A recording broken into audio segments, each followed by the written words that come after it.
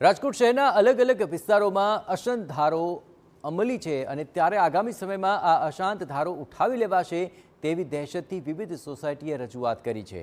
જુદી જુદી 25થી વધુ સોસાયટીના રહીશોએ કરી છે માંગ કે અશાંત ધારાની મુદ્દત વધારવામાં આવે। વિવિધ સોસાયટીના પ્રમુખો અને સભ્યોએ ધારાસભ્ય દર્શિતા શાહની આગેવાનીમાં આ રજૂઆત કરી।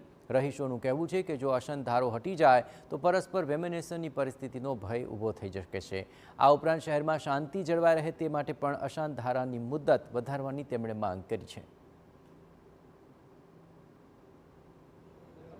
5 વર્ષ પહેલાંથી અશાંત ધારાઓ રાજકોટમાં લાગેલી હતી। 5 વર્ષથી રાજકોટ શહેરની અંદરમાં ખૂબ જ શાંતિ પ્રવર્તમાન હતી। અશાંત ધારા લાગુ હોવા છતાં પણ અમુક જગ્યાએ અનેક સમકલાઓ થયેલ છે। અમને એવી જાણકારી મળી છે કે 13 તારીખથી આ અશાંત ધારા ઉઠાવી લેવામાં આવે છે, રિન્યૂ નહીં કરવામાં આવે, જેના વિરોધમાં અમે અહીંયા અમારી રજૂઆત કરવા માટે આવ્યા છીએ કલેક્ટર સાહેબને કે જે જગ્યાએ લાગુ છે ત્યાં રિન્યૂ કરી દેવામાં આવે ને જે જગ્યાએ લાગુ નથી ત્યાં પણ અશાંત ધારાની રાજકોટના લોકોની માંગ છે। રજૂઆત અમારી બસ 2 શબ્દોમાં છે।